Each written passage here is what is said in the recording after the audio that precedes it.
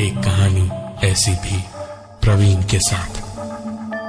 प्रीति kitchen में काम कर रही थी। राहुल के घर लौटने का टाइम भी हो रहा था। दरवाजे की उसी वक्त घंटी बजी। प्रीति ने दरवाजा खोला तो सामने राहुल सर पर हाथ फेरता हुआ खड़ा था। प्रीति को थोड़ा सा अजीब लगा, क्योंकि राहुल का स्कूल से घर लौटने का मतलब था कि धमा चौकड़ी मचाकर पूरे घर को सर पर उठा लेना, और यहां पर यह चुपचाप ऐसे सर सहलाते हुए खड़ा क्यों था।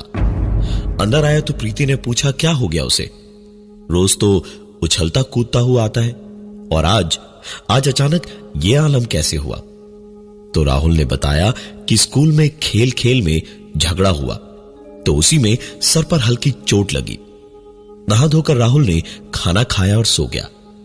प्रीति ने भी सारा काम खत्म किया और टीवी देखने लगी, जब घर का लैंडलाइन बजा।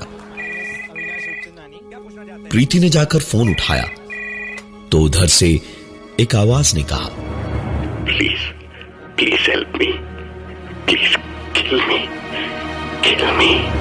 प्रीति ने एक दो बार हेलो हेलो किया, हेलो, लेकिन बात दोबारा वही सुनाई दी। Hello, please help me, please kill me, please help me. Hello, मदद करो मेरी, अरे क्या हुआ? Please kill me. प्रीति कुछ कह पाती, इससे पहले ही फोन डिस्कनेक्ट हो गया। प्रीति ने रिसीवर रख के सोचा, कौन हो सकता है ऐसा मजाक करने वाला। तो कोई भी नाम समझ नहीं आया। कोई इस तरह फोन करता ही क्यों आखिर, पता नहीं क्यों, लेकिन वो आवाज बड़ी जानी पहचानी सी लग रही थी। प्रीति बड़ी देर तक सोचती रही वहीं बैठे बैठे कि किसकी आवाज हो सकती थी वो। कॉलर आईडी भी 2 महीने पहले ही हटवाया था, तो नंबर भी नहीं पता चला जो देख सकती वो। बहुत ही अजीब सा माहौल हो रहा था, बड़ा अजीब सा महसूस हो रहा था प्रीति को। वो करती भी तो क्या, जाकर अपने कमरे में लेट गई। काफी देर तक उसके दिमाग में अजीब अजीब बातें चलती रही, और उसके बाद आखिरकार उसने सब भुलाकर कुछ देर सो लेना ही बेहतर समझा। आग जरा ज्यादा देर को लग गई थी। सुरुचि को छोड़ने जब प्रीति की मां आई तो नानी से मां के पास आने की खुशी उस 2 साल की बच्ची के अंदर साफ झलक रही थी। छोटी सी सुरुचि पूरे घर में दौड़ती भागती इधर उधर खेलती रही। प्रीति ने भी रात के खाने की तैयारी कर ली, और जतिन के आने पर डिनर के वक्त एक बार राहुल के कमरे में झांका तो राहुल गहरी नींद में सो रहा था। उसे जगाकर खाने की बात कही तो उसने कहा कि अभी तबीयत ठीक नहीं है और खाने का दिल भी नहीं है। इसलिए प्रीति ने उसे सोने देना ही बेहतर समझा। डिनर के वक्त प्रीति और जतिन दोनों साथ साथ बैठे थे, तो प्रीति ने सुरुचि को खिलाकर सुला दिया और फिर जतिन को बैठ के दिन में आए उस फोन की बात बताई। जतिन ने पूरी बात सुनी तो खुद ही कहा कि जरूर कोई मजाक कर रहा होगा, और कॉलर आईडी दोबारा 1-2 दिन में लगवा देगा। दोबारा फोन आएगा तो हम पुलिस में रिपोर्ट कर देंगे। प्रीति को भी जतिन की बात से हिम्मत मिली, तो चैन से उसे नींद आई। रात को सवेरे उठते ही प्रीति ने घड़ी देखी तो 15 मिनट देर से उठी थी। राहुल को जगा के नहाने भेजने में भी आधा घंटा लग जाना था। प्रीति भागी भागी राहुल के कमरे में पहुंची और उसे जगाने की कोशिश करने लगी, लेकिन राहुल नहीं जागा, क्योंकि राहुल मर चुका था। सर पर चोट लगने की वजह से उसे ब्रेन हैमरेज हो गया था, और खून का दौरा रुक जाने से उसकी देर रात मौत हो गई।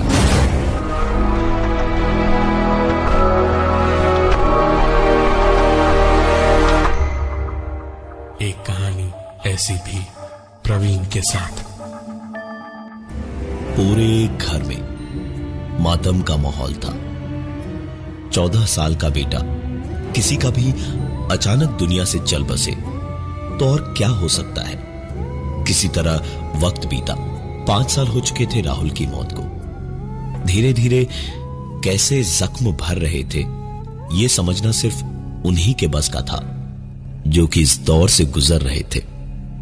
किसी तरह खुद को संभाल कर प्रीति और जतिन अपनी जिंदगी बिता रहे थे जब एक दिन दोपहर के वक्त पुरानी बातों को याद करते करते आंखों से बहते हुए 2-4 आंसू पहुंचे ही थे प्रीति ने जाकर फोन उठाया तो दूसरी ओर से एक जानी पहचानी आवाज आई। प्लीज हेल्प मी, मदद करो मेरी, प्लीज किल मी। प्रीति के हाथ से रिसीवर छूट गया। निगाहें तुरंत चारों ओर घर में घूमने लगी। तुरंत भागकर सुरुचि के कमरे में प्रीति उसके पास ही रही। एक पल को भी सुरुचि को अपने से दूर नहीं होने दिया प्रीति ने। सारा वक्त उसे साथ में लिए ही रही। रात का खाना बनाते वक्त भी बार बार उसी पे नजर थी। आज जतिन ऑफिस से थोड़ा जल्दी लौटा था। प्रमोशन हुआ था, बहुत ही अच्छे मूड में था। पुराने गम थोड़े थोड़े सह गए थे दिल को।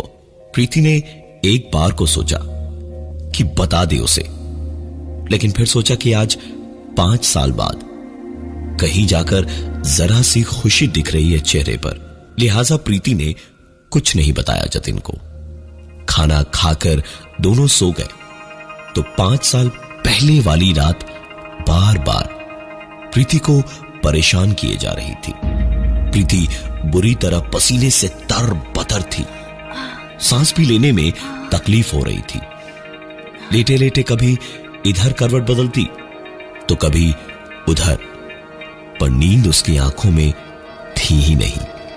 बस दिल ही दिल में एक ही दुआ थी कि रात बीत जाए और सब कुछ ठीक रहे, एक खरोच तक ना आए किसी को, और अगर कुछ होना ही हो तो वो खुद मर जाए, लेकिन इन दोनों को कुछ ना हो। प्रीति ऐसी बातें सोच ही रही थी जब दरवाजे पर बड़ी अजीब सी एक खटखटाने की आवाज हुई। प्रीति ने देखा कि दरवाजे के नीचे से किसी की भी परछाई नहीं दिख रही थी। नीचे देखते देखते ही दोबारा एक बार फिर से खटखटाने की आवाज हुई। प्रीति दुबक कर जतिन को देखने लगी, लेकिन खटखटाने की लगातार आती हुई आवाज के बावजूद भी जतिन को कोई फर्क नहीं पड़ रहा था। इसका मतलब आज शायद प्रीति की ही बारी थी। प्रीति खुश थी कि जतिन और सुरुचि ठीक है, लेकिन खटखटाने की आवाज अभी भी हो रही थी।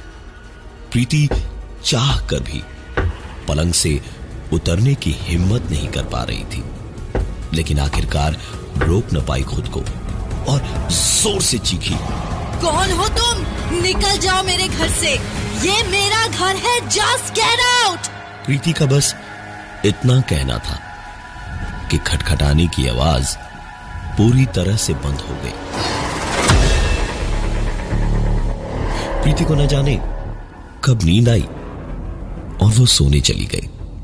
नींद भी उसे काफी अच्छी आई, क्योंकि बला तो टल ही गई थी।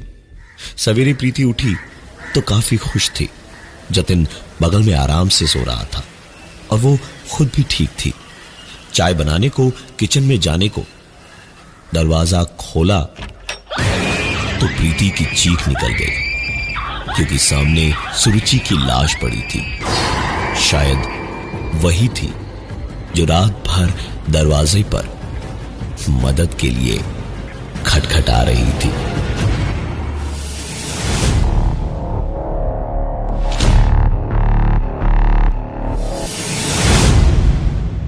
एक कहानी ऐसी भी प्रवीण के साथ। इस उम्र में इतने बड़े बड़े पहाड़ टूट पड़े थे प्रीति और जतिन पर कि 35 के भी नहीं हुए थे और 45 जैसी शक्ल हो गई थी।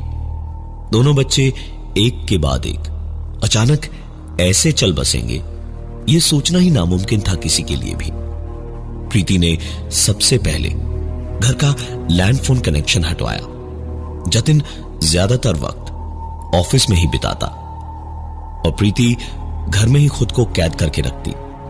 जतिन कभी कभार ऐसी हालत में प्रीति को देखता तो खुद को रोक नहीं पाता और कहता कहीं बाहर चलने को, घूमने को, लेकिन दोनों बच्चों को खोकर प्रीति ने अपनी जिंदगी को ही एक नासूर बना लिया था। एक दिन जब प्रीति थोड़ा बेहतर थी, जतिन के लिए उसका पसंदीदा खाना बना रही थी, तो उसकी एक पुरानी सहेली उससे मिलने आई। दोनों बैठे बैठे बातें कर रहे थे जब उसकी सहेली का फोन बजा। फोन उठाकर उसने 1 सेकंड में बात सुनते ही कहा, ये ले प्रीति, तेरे लिए है। प्रीति सोच में पड़ गई थी कि उसकी सहेली, जिसे वो इतने सालों बाद मिल रही थी, उसके मोबाइल पर प्रीति के लिए कौन फोन कर सकता है। और इसी सोच में उसने फोन लेकर कानों से लगाया तो प्रीति के कानों में एक बार फिर से जैसे तेजाब डाल दिया हो किसी ने, क्योंकि फोन कानों से लगाते ही उसे वही आवाज सुनाई दी, please please help me, please kill me, मदद करो मेरी, मार दो मुझे। प्रीति सब कुछ खो चुकी थी, अब खोने को सिर्फ जतिन बचा था। उसने तुरंत पहले तो अपनी सहेली को बहाना करके निकाला और फिर जतिन को फोन लगाया और जतिन के उठाते ही फिल्म देखने जाने की जिद करने लगी। जतिन ने भी आखिरकार बात मान ली और उसे तैयार होकर ऑफिस पहुंचने को कहा, जहां से दोनों साथ साथ जाते। प्रीति ने तुरंत कपड़े बदले और निकल पड़ी जतिन के ऑफिस। फिल्म तो बहाना था, बस आज का पूरा दिन उसे जतिन के साथ बिताना था। दोनों पिक्चर देखने पहुंचे तो जतिन टिकट की लाइन में खड़ा हुआ और प्रीति वॉशरूम गई। वॉशरूम से प्रीति के निकलने के ठीक पहले जब वो अपने कपड़े ठीक कर रही थी तो एक आवाज हुई और उसने कहा, please please help me, please kill me, मदद करो मेरी, मार दो मुझे। प्रीति एक पल को वहीं बर्फ की तरह जम गई, लेकिन अचानक जैसे होश आया तो तुरंत एक झटके से दरवाजा खोल कर देखा, लेकिन बाहर कोई नहीं था। प्रीति को सुकून भरी एक सांस आई कि ये शायद इतने सालों की घुटन थी जिसकी वजह से उसे वहम हो रहा था। फिल्म देखकर प्रीति और जतिन घर की ओर लौट रहे थे तो प्रीति काफी खुश थी कि बस अब कुछ ही देर और बाकी थे दिन बीतने में और सब कुछ ठीक होने में।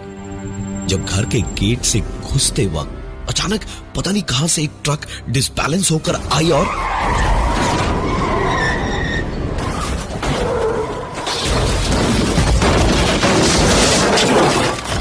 गाड़ी अच्छी थी इसलिए तुरंत ही एयरबैग्स खुल गए और प्रीति की जान बच गई। दौड़े दौड़े आसपास के लोग आए और किसी तरह हालत संभाली। जैसे ही एयरबैग्स के पीछे से प्रीति को निकाला गया तो जख्मी हालत में भी वो चीख पड़ी,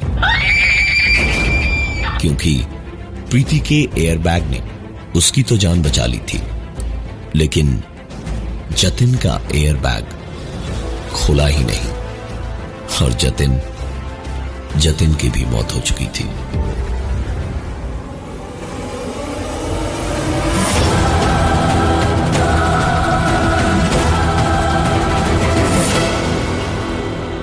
प्रीति अकेली रह गई है इस दुनिया में।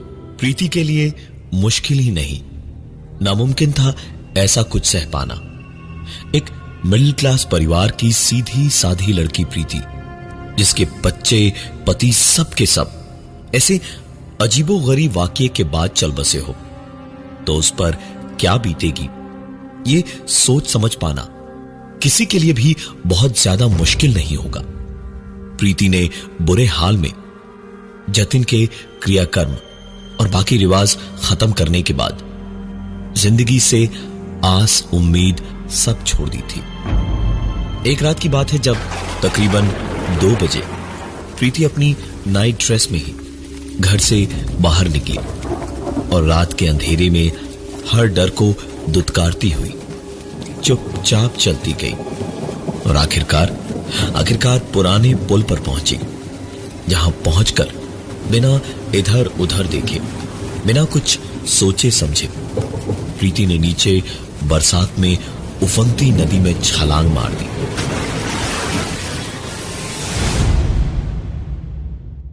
एक कहानी ऐसी भी प्रवीण के साथ। ऐसे वक्त में भी 1-2 नाव वाले थे जो जिंदगी की गुजर बसर को मछलियां पकड़ने पानी में उतरे थे। उन्होंने प्रीति को बचा लिया। कोई केस नहीं हुआ और किसी को पता भी नहीं चला। लेकिन प्रीति कहां रुकने वाली थी?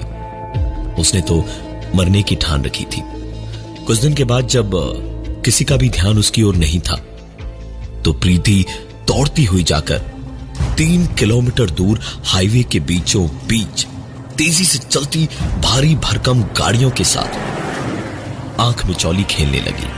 किस्मत थी प्रीति की जो उसे ऐसी पक्की मौत से भी बचा लाई। 2 महीने तक प्रीति शांत रही, लेकिन फिर उसने श्योर शॉर्ट तरीका निकाला खुद को मार के अकेलेपन से निकलकर अपने राहुल, सुरुचि और जतिन के पास जाने का। पूरे के पूरे घर में हर एक लाइट या पंखे का स्विच बंद कर दिया उसने। गैस का नॉब ऑन किया और एक ब्लेड हाथ में लेकर बैठ गई कि पहले अपनी कलाई काटेगी और फिर लाइट का स्विच ऑन कर देगी तो पूरे का पूरा घर ही तहस नहस हो जाएगा। और अंधेरे में बैठे बैठे प्रीति जैसे ही अपनी कलाई काटने जा रही थी तभी पता नहीं कहां से 2-3 चूहे उसके ऊपर आकर गिरे और ब्लेड हाथ से गिर गया। लेकिन गैस तो ऑन ही था। प्रीति ने भागकर एक के बाद एक 5-6 स्विचेस ऑन की, लेकिन कुछ नहीं हुआ क्योंकि लाइट तो थी ही नहीं। प्रीति भागी और माचिस उठाकर तीलियां घिसती गई, लेकिन माचिस जली नहीं। और सबसे बड़ी बात यह थी, जैसे ही एक माचिस की तीली जली भी आग नहीं लगी, धमाका नहीं हुआ। दौड़कर प्रीति किचन में गैस के पास पहुंची तो अपने किस्मत का ठीकरा किस पर फोड़े ये समझ नहीं आ रहा था, क्योंकि गैस पूरी तरह से खत्म हो चुकी थी।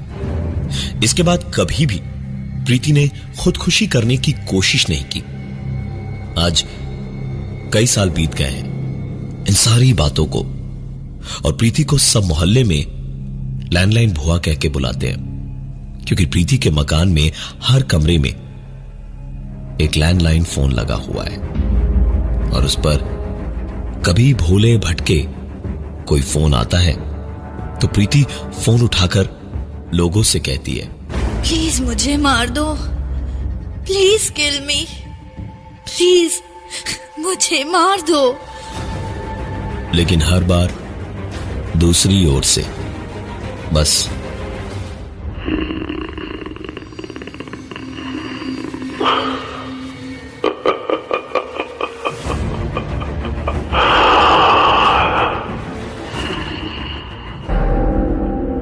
प्रीति अपनी मौत का उस एक फोन का इंतजार कर तो रही है, लेकिन आज तक वो फोन दोबारा नहीं आया।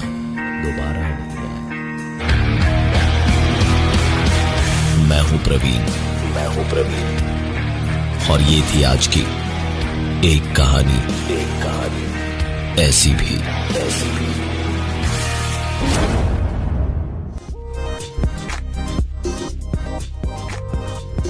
कमेंट करना इमीडिएटली वीडियो के नीचे एंड बताना कि आपको वीडियो कैसा लगा।